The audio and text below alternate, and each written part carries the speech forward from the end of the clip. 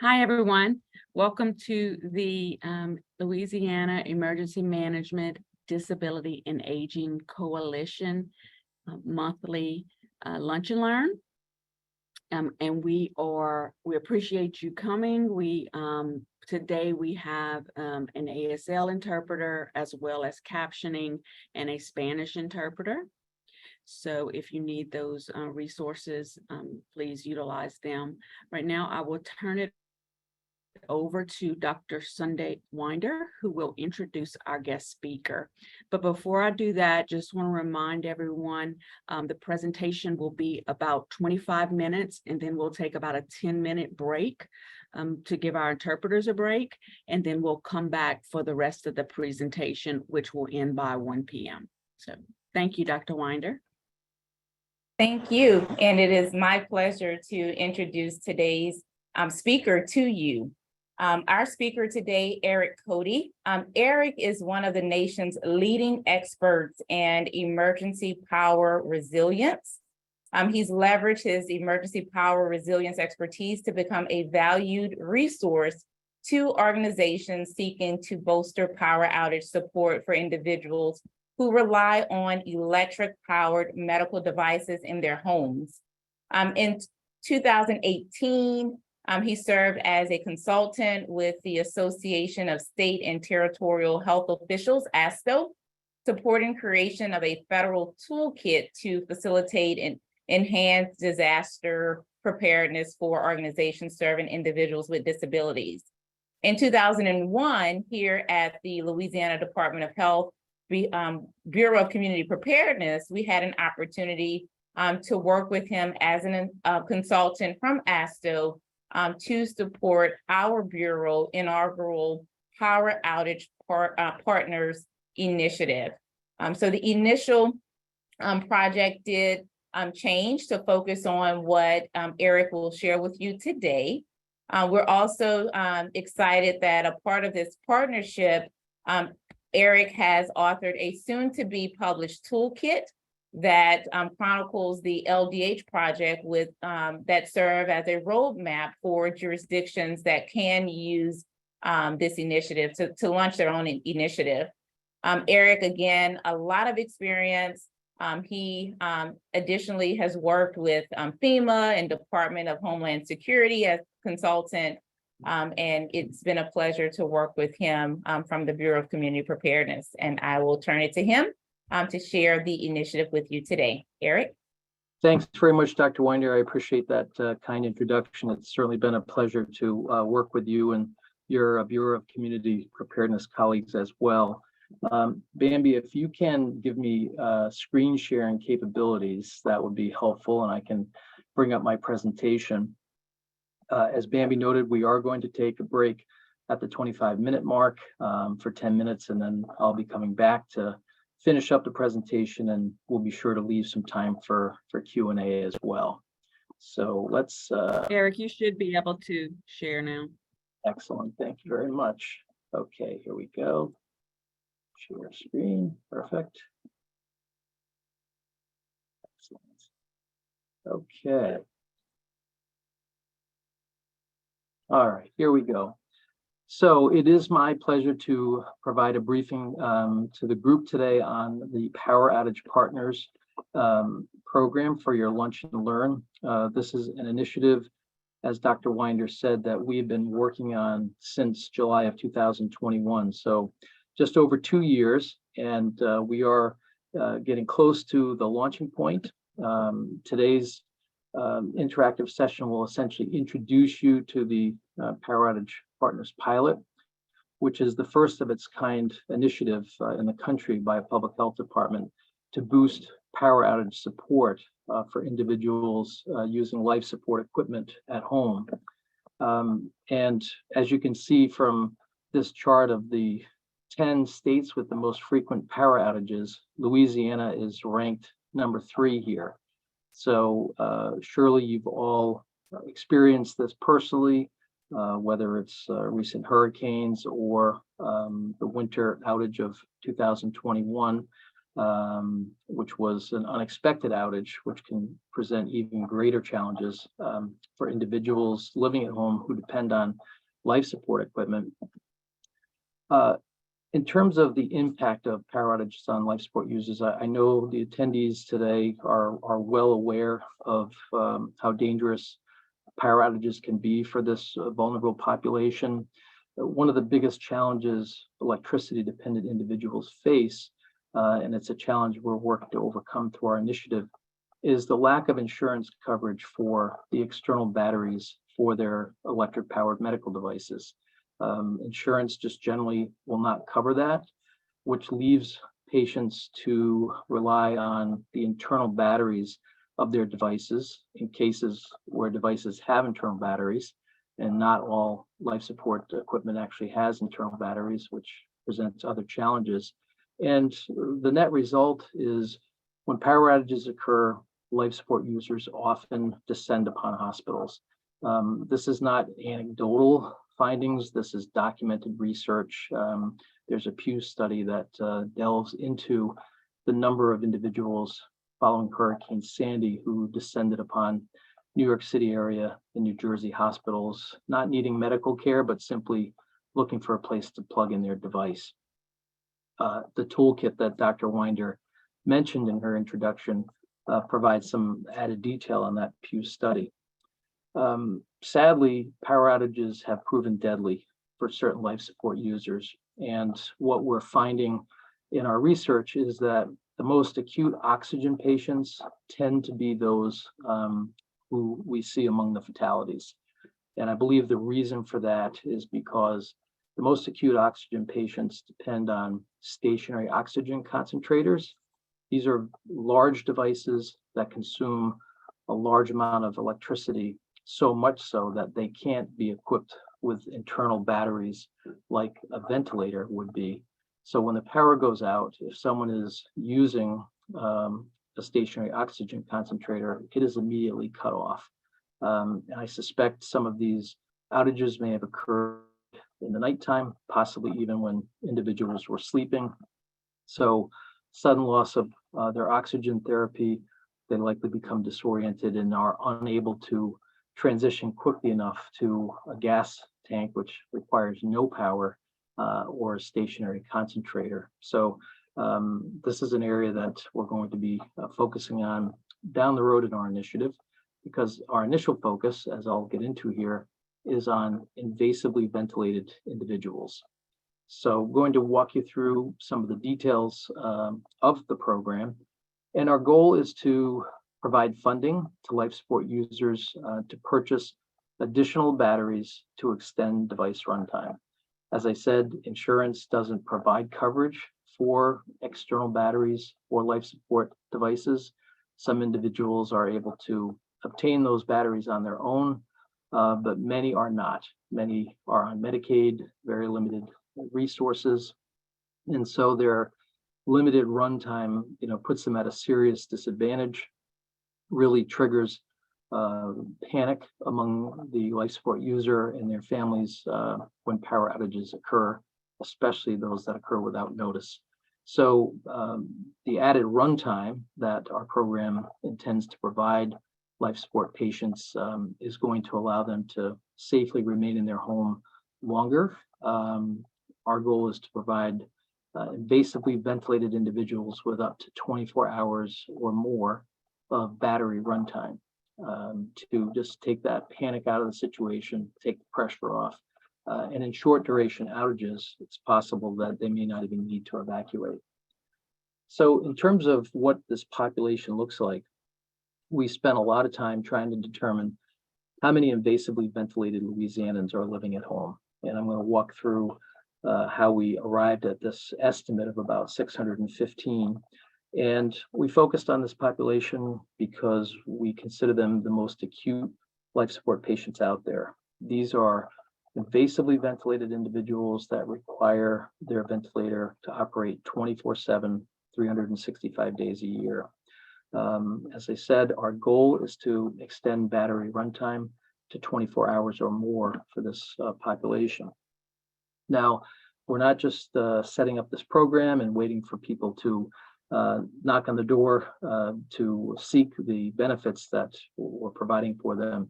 LDH has planned to proactively reach out to the invasively ventilated community to let them know about this stepped up effort to connect them with resources. And we have a plan to rely on support coordination agencies, which essentially are case management firms that are under contract to LDH to help invasively ventilated individuals and their families navigate the system.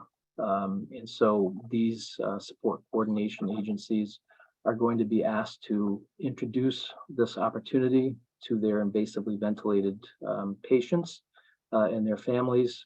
These firms are under contract not only with the Office of Citizens with Developmental Disabilities, which handles the bulk of this population, but the Office of Aging and Adult Services also has its own support coordination agencies, and they are likely to engage those in helping to roll out this program. We're also working very closely with durable medical equipment suppliers. These are the firms that will actually be fulfilling orders for these additional batteries. They've been super helpful to our initiative, and I'll be detailing some of their specific help throughout the presentation. Now, Power Outage Partners has a website that is live, poweroutagepartners.com. We're excited to have a website up, and especially excited for the partners page of the website, which you can see here showcases some of our early partners. One of our really wonderful partners is Trach Mamas of Louisiana. Jessica Michaud is the co-founder of the organization. I believe Jessica may be on the call today. So a shout out to Jessica and her organization that has done a lot to help individual families who have a loved one on invasive ventilation or non-invasive ventilation navigate some of the challenges that they face.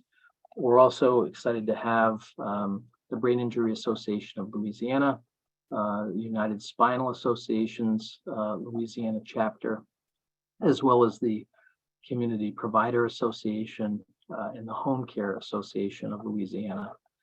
These are just our initial partners, by the way. We're encouraging all organizations, whether they're government, private sector, nonprofit, that want to engage with us to do so. So just a quick little bit of background. We actually started this program with a different concept, a related concept, but slightly different. The idea initially that I had a long time ago, given the work that I do in the emergency power space, was to tap the growing number of homeowners that own standby residential generators to help recharge the batteries of support equipment. These generators that I'm referring to, some of you probably have seen some in your neighborhoods. They are professionally installed. They turn on automatically. They're usually whole house generators. And our idea was to recruit those homeowners to help recharge the batteries of life support equipment used by their neighbors. So that is what Dr. Winder and I applied for funding for through ASTO, which was representing the CDC in this opportunity. We received funding and we started down this path and continued with that plan for a good year. We identified roughly 6,000 residential generator owners between Baton Rouge and New Orleans. But then we realized that we couldn't help an individual on life support recharge a battery unless they had additional batteries. They needed at least 2 batteries so that we wouldn't be in a situation where we were taking their only battery to get it recharged, which was an important observation. So we knew that in order to move forward with our plan, we had to provide additional batteries for this population. And again, at this point, we're targeting just the invasively ventilated population.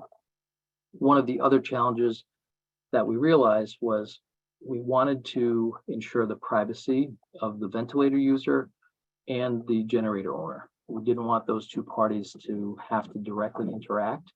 And so we recognized that we would need a volunteer force of credentialed volunteers, possibly with some government employees, to actually help shuttle depleted batteries from a ventilator user's home to a generator owner's home and back.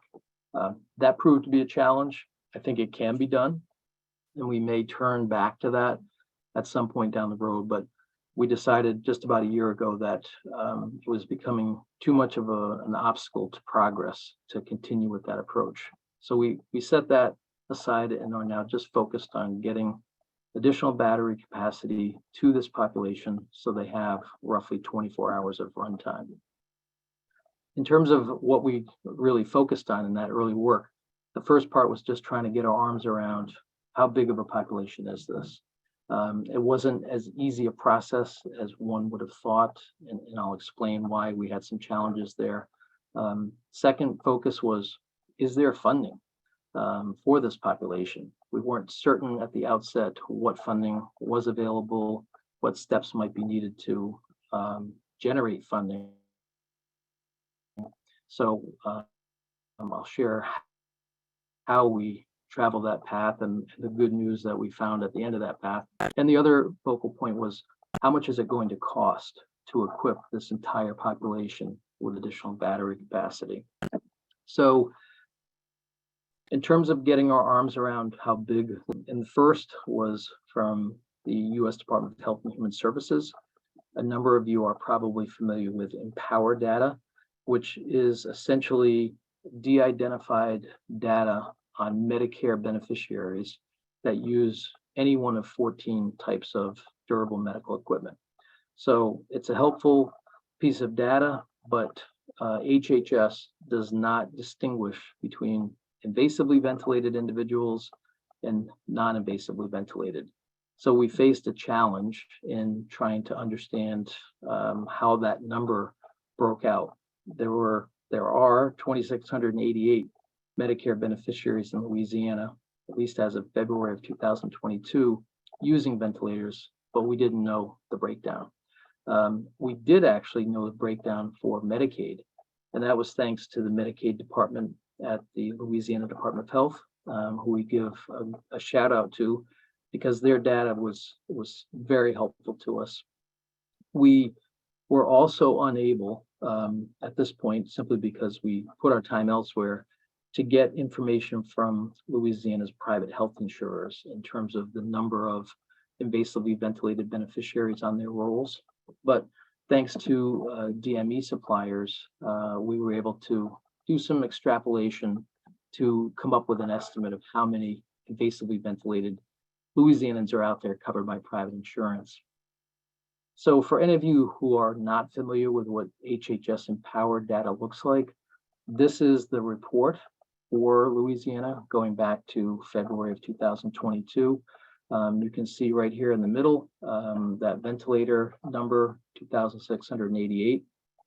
Now, I just want to call your attention to another figure. I mentioned earlier that the fatalities we've seen across the country during power outages occur among oxygen patients.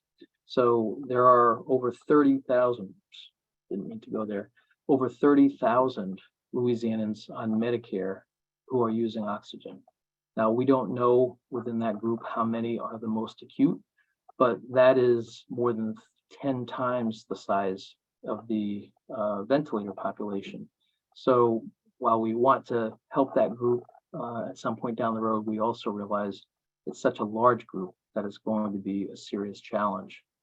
So as I said, we couldn't get the Medicare breakdown, but we did get the Medicaid breakdown. So in Louisiana, at the end of 2022, we had exactly 1,634 Medicaid beneficiaries using one of these three types of ventilation. And our focus, of course, is on invasive ventilation.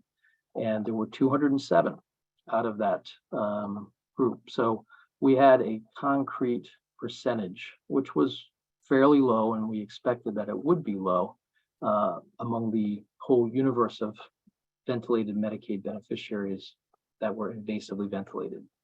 So what we did, and this is not necessarily a scientific approach, but I think it's a reasonable approach, is we simply extrapolated the percentage of Medicaid beneficiaries who are invasively ventilated against the known universe of ventilated Medicare beneficiaries. And when we did that, we came up with these numbers here. So 12.6% of the Medicaid population was invasively ventilated. And when we apply that to the Medicare population, we came out with 340 individuals. Now, one of the helpful data points that LDH provided to us was the number of Medicare beneficiaries that are also dually eligible for Medicaid. So we were able to deduct those numbers from these extrapolations to make sure that we were essentially not double counting anybody. And through that process, we arrived at these numbers. So 308 Medicare beneficiaries who are invasively ventilated, as we project, 524 non-invasively ventilated. So our next step was, okay, what about the privately insured? As I said, we were not able to get data from private insurance companies, and we didn't really spend a lot of effort trying. So I don't want to suggest that they weren't cooperative. We just had limited time, and so we focused our efforts elsewhere. But what we did have was very helpful data from DME suppliers in Louisiana. There we go. There we go. They provided information to us on de-identified information, by the way. So we didn't get the names of these individuals, but for 107 invasively ventilated Louisianans, we knew that 21 of them had private insurance, roughly 20%. And for 122 non-invasively ventilated Louisianans, we knew that roughly 30% of them had private insurance. So again, we did some extrapolation and concluded that there were roughly, moving to the next slide here, about 100 privately insured Louisianans that were invasively ventilated. So not going to get too deep into the math here, but that's basically how we came up with this figure here of 615 individuals that we hope to reach and provide support to. So our next challenge was, okay, we think there are 615 individuals out there. Is there funding? Do we have to ask for funding? Do we have to seek legislation or appropriations? And the good news is we did not have to do that. So a big thanks to the Office of Citizens with Developmental Disabilities, Paul Rohr and Tanya Murphy in particular, were very helpful in letting us know that there are already 3 Medicaid waiver programs that allow funds to be used for durable medical equipment, including batteries to power that equipment. In addition to those 3 Medicaid waiver funds, we were advised that Act 378 individual and family support funding could also be tapped for individuals that are not eligible for either of those Medicaid waiver programs. So that was very good news. We're excited that no legislative action was going to be required for us to move forward. And the next step was, how much funding is this going to take to equip 615 invasively ventilated Louisianans with additional battery capacity? So again here, I salute the DME suppliers, because the data that they provided to us was extremely helpful in giving us a sense of what kind of ventilators are Louisianans using. And the answer to that question is very consequential, because with the help of the DME suppliers, we learned that certain ventilators have much less runtime than other ventilators. So this screen here shows the 4 most commonly used ventilators among that sample of 138 individuals. And this top one here, the LTV 1150, it's the oldest in-home ventilator on the market. There's quite a few of them out there. 22% of that audience is using this device. Unfortunately, it only has 1 hour of internal battery runtime, and its external batteries provide only an additional 4.5 hours.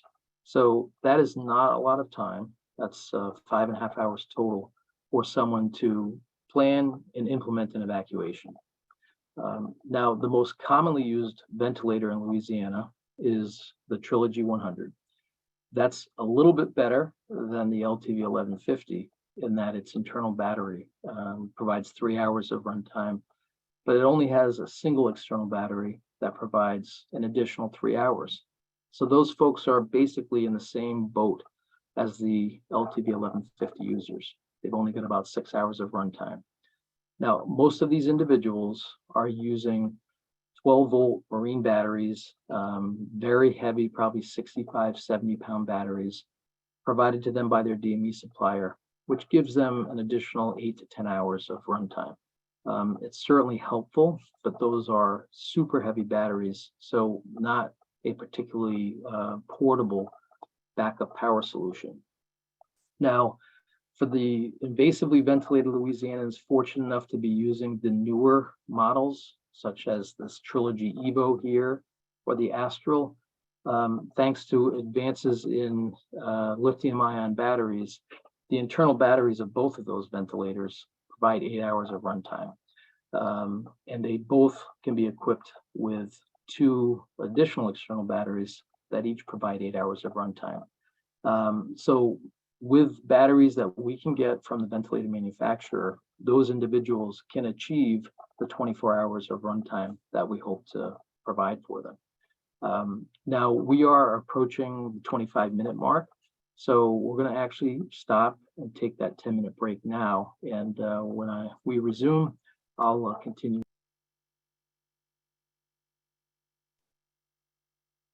Bambi, shall I resume my presentation, or are we still waiting a bit? Yes, you can resume. Excellent. I did, speaking of questions, I did want to just take a moment before I get back into the discussion to see if there are any questions at this point. Happy to spend a few minutes addressing any questions that there might be. So we have one question from Karen Scallon for people with Children's Choice Waiver, which is a capped waiver. That's a Medicaid waiver. The need for their budget to go to supports in the home, like the direct service worker or for home modifications, can be great and exhausting their entire budget. How will we ensure that they will have access to individual and family supports at the Human Service District in order to access backup batteries? That's a great question, Karen, and thank you for being on this webinar. I had the pleasure of working with Karen early on as we were launching the program. So my understanding, and we certainly can confirm this with OCDD folks, but for a Medicaid waiver participant that has exhausted their funding for a particular category of funding, that makes them eligible for Act 378 individual and family support funding. The other piece I would share is that there are appeal processes available for someone that has exhausted funding in a particular line item. So I think, Karen, we would be able to help in that situation and be happy to work offline with you to address those specifics. Thanks for the question. Any other questions, Bambi, at this point? No, I don't see any others. Okay. So when we left off, I was just explaining how different ventilator models provide vastly different battery runtime. So I focused on these 2 newer ventilators, the Trilogy Evo and the Astral, which with ventilator manufacturer batteries can get someone up to 24 hours of battery runtime. So for the 70% of the ventilator users out there in Louisiana using either the Trilogy 100 or the LTV 1150, we're going to need different solutions. And what we've been focusing on is some research to help us determine what battery systems are out there that can augment the ventilator manufacturer battery runtime to get those individuals up to 24 hours. So here's just sort of a summary chart where you can see the Trilogy Evo and the Astral we can get them to 24 hours thanks to the ventilator manufacturing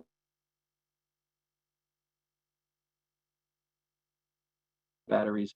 But for the LTV 1150 and Trilogy users, we're going to need some additional battery capacity. So we've done a lot of work to portable battery. Research has to work with a nonprofit organization called the Electric. A lot of research in this very area on portable battery systems for California utilities. And I've had the opportunity to talk with the engineer from EPRI who led that research. And that dialogue has helped steer us to a safer battery technology that we are recommending be offered to individuals who need an external portable battery system to reach that 24-hour backup time. There are also a number of independent product reviews out there that I've looked at that essentially corroborate the information that EPRI has provided to us. One of the exciting components of some of the battery systems that we're looking at is that they allow remote monitoring through smartphone apps. So let's say you have a loved one living in Louisiana and they have an external battery. You can download an app that would allow you to see how much battery runtime they have left. That has applications also if there were a situation where that jurisdiction had the personnel resources to actually be monitoring how much battery time was left for somebody using life support. So now we get to the question of how much is this going to cost? And this ties in directly with the question of, are the ventilator manufacturer batteries going to get that person to 24 hours? Or in the case of the LTV 1150 and the Trilogy 100, do we need to also invest in an external battery system? And these figures here represent the projected number of LTV 1150 users and Trilogy 100 users, and what it would cost to equip them with the ventilator manufacturer's external battery. And this column here is essentially what the cost is going to be that our research has helped us identify. So these are certainly not insignificant costs that we're looking at. We're talking about for the LTV to give them both the manufacturer backup battery and the external portable battery system. Now, I should note that in perhaps a lot of cases, and we don't know the answer to this yet, they may already have the external battery system. So these are maximum projected costs, and it's likely that they will be lower once we actually start receiving applications and are in a position to find out what backup capacity already exists. So the most expensive user base here are the Philips Trilogy 100 users. That's just over 50% of the market. And the cost to equip them with an external battery plus the external system is just over $700,000. So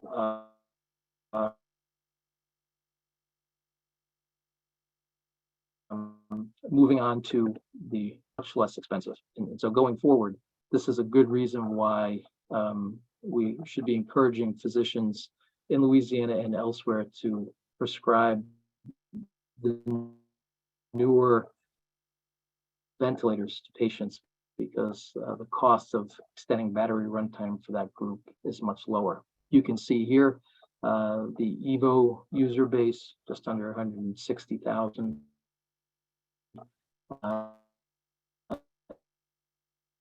And the small slice of, this is just a quick summary slide of what we're projecting the maximum cost would be. Again, that's assuming that we had to get the external batteries from the ventilator manufacturers for everyone. a number of them may already have some form of external batteries. So this is the ceiling, but we wanted to at least know what the maximum potential cost could be. So now that we've sort of figured out how large the population is, what's it going to cost to equip that population with additional battery capacity, we really began our focus on an operational plan. We worked really closely with OCDD on this. I mentioned earlier the important role support coordination agencies are going to be playing in shepherding individuals through the application process. There's a guidance document that I've been working with OCDD to develop that is essentially going to help serve as a training guide for the support coordination agencies and LGE staff in terms of shepherding these invasively ventilated individuals through the process. I'm going to go through this fairly quickly because we're running a little bit up against time, and I do want to leave some time for questions, but suffice to say, it's a different process for Medicaid waiver participants than Act 378 applicants. And I don't want to get into all of the details because it would take up too much time, but it is a significantly different process. But the good news is the support coordination agencies, staff at the local governing entity will be equipped to guide individuals through the process. So one thing that is important to note, there are 10 local governing entities in Louisiana, as many of you probably know. And when it comes to Act 378 individual and family support funding, they all have their own budget, which runs through their fiscal year. And they also have their own individual application process. Some of them have a formal application form, others just have staff conduct an intake with an individual to get the information that is needed. One important point to note for Act 378 applicants, they have to have a statement of approval from OCDD indicating that they meet the criteria for having an intellectual or developmental disability. Now, in terms of getting that statement of approval, the support coordinator agencies and LG staff can help an individual through that process. Is in place. The applicant can initiate the application. At that point, LG staff are going to verify that they're using a ventilator, verify that they have that statement, 1 through 4, 1 being the highest priority. Now, the other difference here, and this is significant for Act 378 funds, is that each LG has its own individual and family support committee, and those committees review these requests. So requests will be reviewed by the committee, and those that are approved will result in essentially an authorization for that individual and or their family to proceed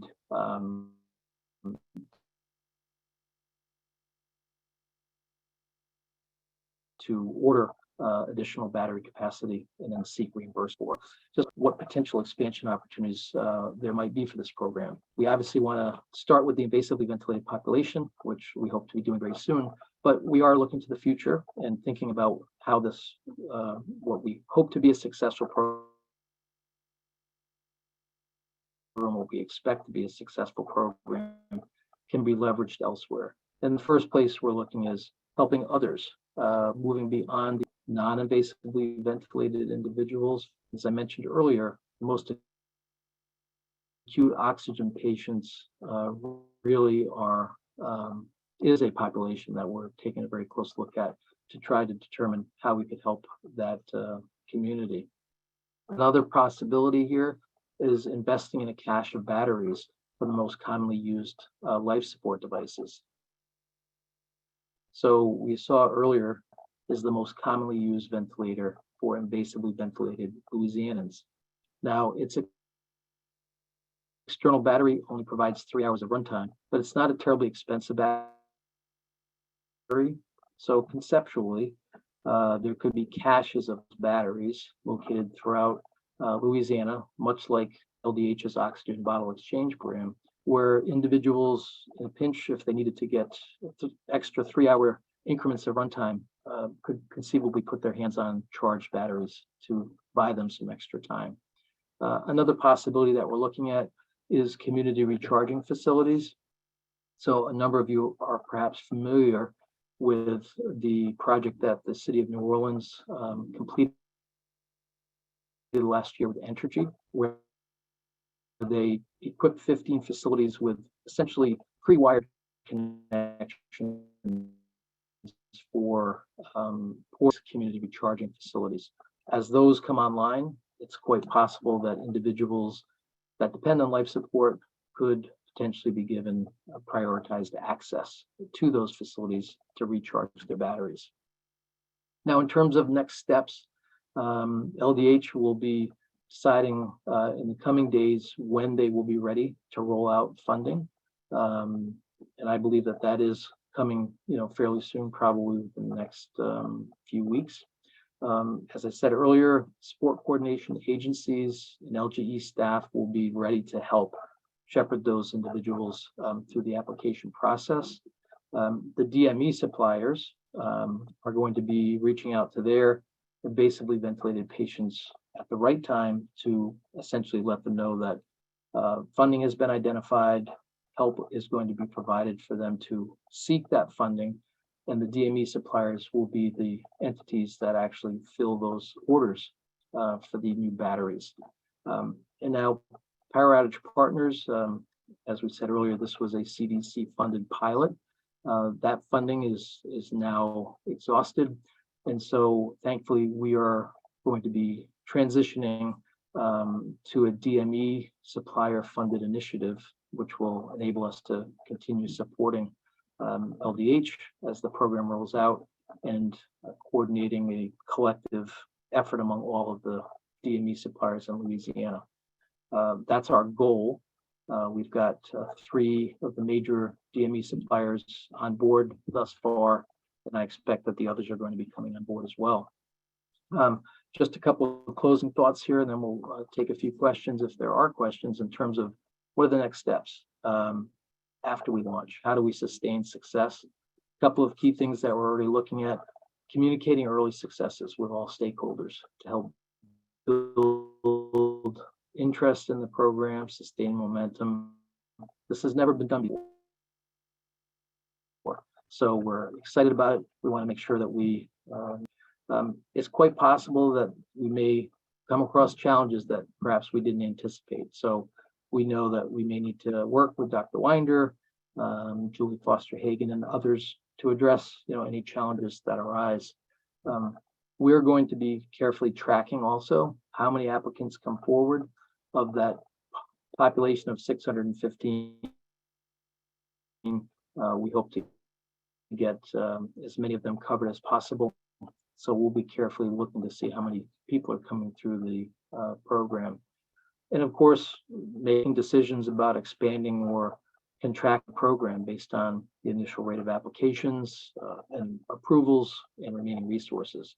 Remember, for Act 378 funding, every budget is different, and the exhaustion of those budgets occur at different rates. So we won't know until we get into the application process how much of the Act 378 funding is available. And of course, there may be policy discussions that are going to be needed among the LDH leadership about what steps may be necessary to either sustain or expand the program. Dr. Winder mentioned earlier, there's an ASTO toolkit that's likely to be published in the next couple of weeks that essentially chronicles all this wonderful work being done in Louisiana. It's going to serve as a roadmap for other jurisdictions around the country. So LDH can be proud that it's pioneering work here is going to serve as a blueprint for other jurisdictions. I know we only have a few minutes left, but Bambi, if there are other questions, happy to entertain them. Here is my contact information for anyone that wants to reach out after today's session, and I'll be happy to hear from anybody about our project. Bambi, back to you. Okay, we have a couple of questions. We have one that's in Spanish, so I will need our Spanish interpreters to help with that. If they can.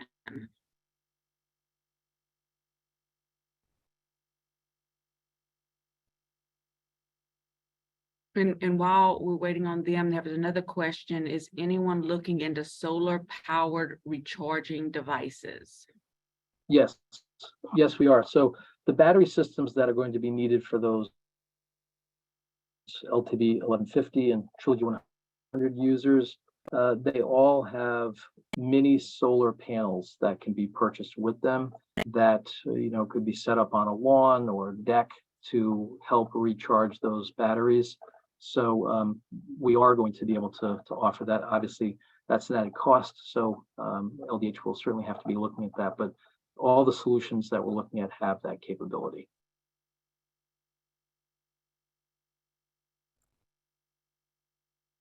Okay. And so now we just have one of our questions that's in Spanish, which I do not know Spanish, so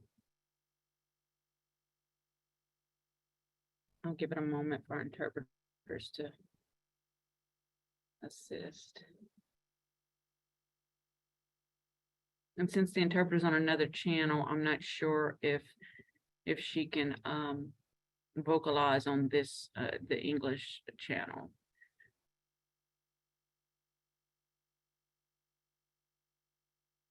Well, if we can at least capture that question in Spanish and get some translation assistance, Bambi, happy to follow up with that individual once the webinar is over to make sure that their question is addressed.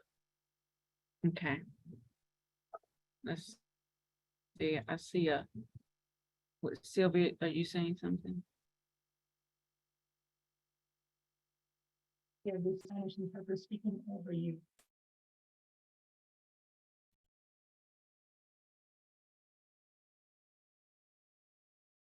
I'm not.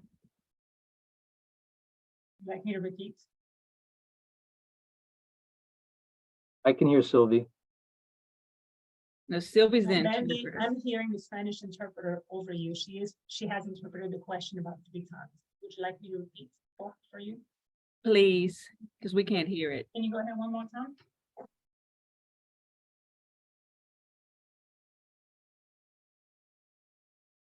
Do you have to provide 24 hours during a hurricane?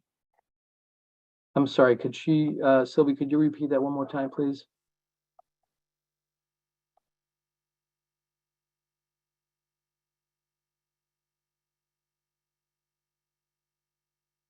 Again, the question is, do you have the logistic to supply 24 hours during a hurricane for a patient?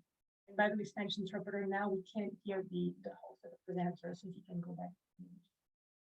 Sure. So that's a good question. And the goal here is to provide 24 hours of battery runtime for these devices. Obviously, given Louisiana's experience with hurricanes, the power outages last far longer than 24 hours. So it's important to note that this is not intended to cover the duration of an outage. It's simply intended to provide somebody on life support with 24 hours of battery runtime so they have more time to safely evacuate. Of course, hurricane scenarios thankfully come with warning. And I think LDH and other emergency management agencies would certainly be encouraging evacuation ahead of a landfall, especially since a slow-moving hurricane could make evacuation at the 24-hour mark impossible and unsafe. So this is not to replace evacuation. It is to just provide more time for safe evacuation. And in no way are we suggesting that this should eliminate plans for pre-landfall evacuation. So that's a good question. Hopefully we've addressed it.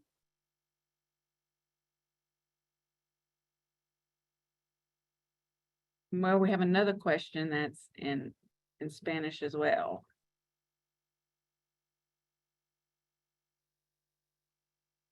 And I can't hear anything. So Sylvie, could you help with that again? So these resources available for undocumented people? I do not know the answer to that question, so I'm going to have to defer to Dr. Winder, and she may not have the answer at the moment either, but I certainly do not know the answer to that question. I'm sorry, I missed the question. Dr. Winder, the question was whether the battery assistance program would be available to undocumented individuals. And I cannot speak to that either. So we can, as we provide follow-up after this meeting, maybe the slides, we can add a response to that. I'll make a note to follow up with Dr. Winder on that.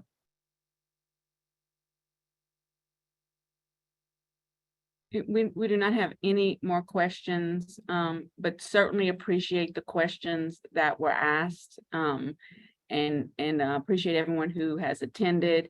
And of course, we really appreciate, I really appreciate that last question, and that's an important point that we need to address. So whoever made that comment, please stay in touch with us so that we can figure out some solutions for that and work on that. So thank you. And thank you, Eric, for the great presentation and your work, and Dr. Winder and her staff. We really appreciate it. Thanks to our interpreters, and thanks to everyone involved in the EMDAC to help put on these monthly lunch and learns. Our next lunch and learn is on September 13th in regards to housing, and you'll all receive an email with information about that, as well as the recording for this webinar. And we encourage you to share it with people as much as possible. Thank you. Andy.